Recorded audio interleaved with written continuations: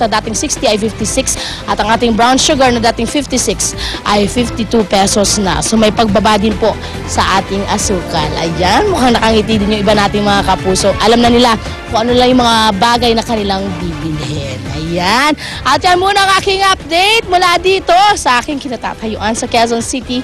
Palit muna dyan sa studio.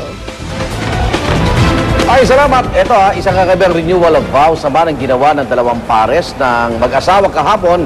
Pinili po kasi nilang gawin ito sa ilalim ng tubig. Ganun daw kalalim ang kanilang pagmamahalan. Ginanap ang underwater wedding sa 100 Islands sa Pangasinan. Sinimulan sa dalampasigan ang kanilang pagpapahay ng pagmamahal. At matapos ito, lumusong na sila sa tubig. Ayon sa mga mag-asawa, kasing lalim daw ng dagat ang kanilang pagmamahalan. Kaya dito nila piniling mangako ng wagas na pagmamahalan, may krus pa.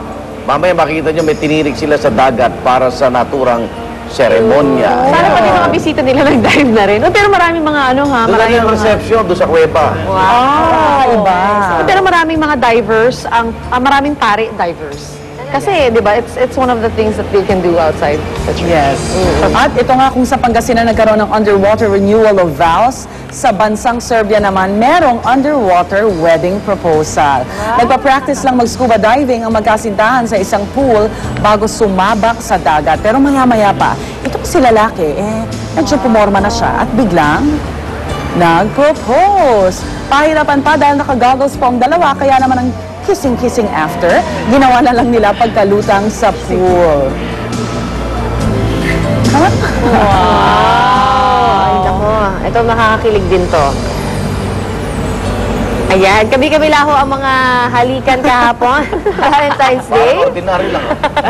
Pero pambihirang kissing scene ang nasaksihan sa Thailand. Natalo kasi ng 7 couples ang world record sa pinakamatagal na kissing, halikan, walang bitawan na naglapat ang kanilang mga labi hanggang lumagpas ito sa lumang record na 32 oras, 7 minuto at 14 na segundo.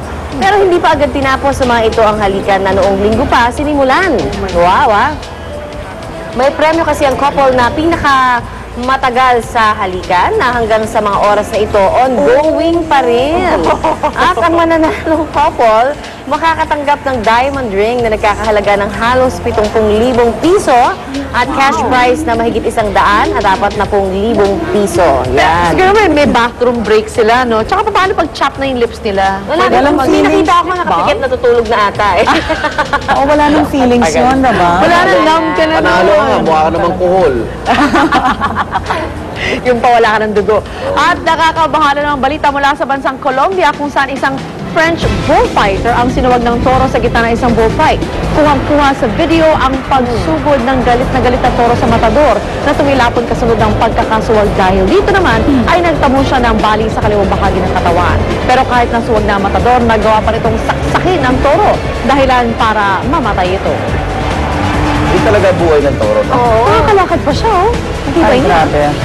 Eto, maganda to sa mga jet setter naman dyan at mahilig mag-travel. Eto, at may bagong eroplano na kayong pwedeng sakyan. Yan po ang bagong 747 jumbo jet ng US-based Boeing Company. Unang kapansin-pansin dito ang kakaiba nitong kulay, pero higit dyan, mas tipid daw ito sa gasolina. Yan ay kahit kasya dito ang halos 500 pasahero. Umaasa ang Boeing na dahil sa bagong modelo, muli silang magiging #1 aircraft maker sa buong mundo matapos silang matalo ng European company na Airbus. Nice. Wow. Pero 500 passengers, ang tagal bago dumating yung pagkain. Ang concern talaga Negosyo mo, aeroplano. Oo, diba? Sana nga, mas environment friendly. Mas tipid daw sa gasolina. Sa bansang Ukraine naman, ibinida ang sangkatutak na nakakatakam na tsokolate sa kanilang pambihirang chocolate festival. Isa sa mga mabentang exhibit ang higanteng puso na gawa sa bloke-blokeng chocolates para sa Valentine's Day. Tampok din dito ang isang chocolate city kung saan ang mga building gawa rin sa tsokolate. Kaya ang mga bata talaga namang happy-happy sa kanilang pagbisita sa chocolate paradise. Hindi lang mga bata, I'm sure. Kapag mga bata na sa tsokolate. Nakatakam. O, init panahon na tayo. Narito sila, Banyuver. Love.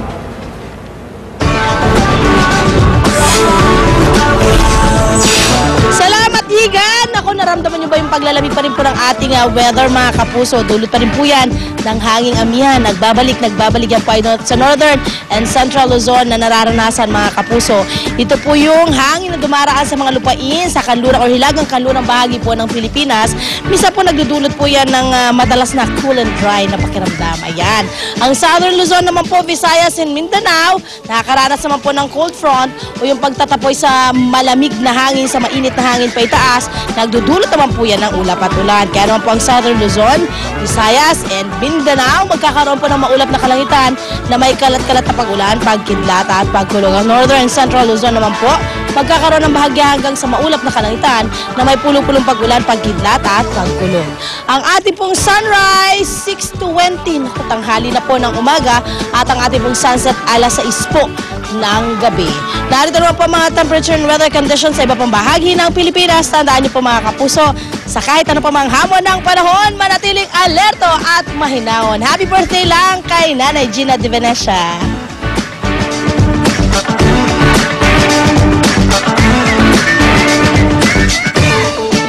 Good morning, Chika Mates. Panibagong araw na naman ng chikahan ang hatid ko this beautiful Tuesday morning. At una kong chika ang big night sa international music industry, ang bonggang-bonggang 53rd Grammy Awards.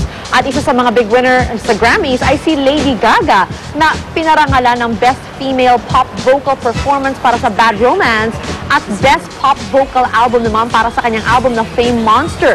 Best Male Pop Vocal Performer naman si Bruno Mars para sa kantang Just the Way You Are. Best Dance Recording ang kantang Only Girl ni Rihanna, habang nakuha naman ni Usher ang Best Male R&B Vocal. At si Fantasia naman ang Best Female R&B Vocals. Ang kanta namang Empire State of Mind ni Jay-Z at Alicia Keys, nagwagi ng Best Rap Song Collaboration at Best Rap Song, habang Best Rap Album naman ang Recovery ni Eminem. Big winner ng Grammys ngayong taon ang country music trio na Lady Antebellum na nag-uwi ng Record of the Year at Song of the Year Award. Surprise winner naman para sa Album of the Year ang indie rock band na Arcade Fire para sa third album nilang The Suburbs.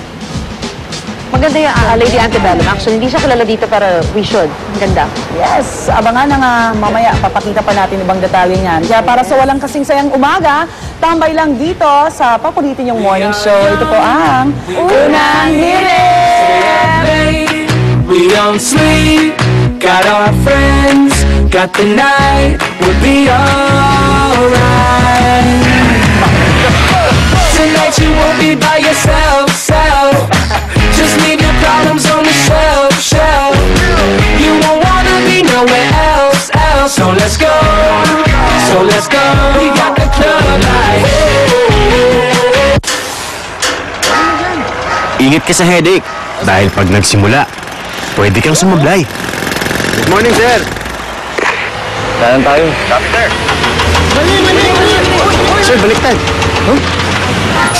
Kaliwa pala. Kaya unang ramdam pa lang, iba ay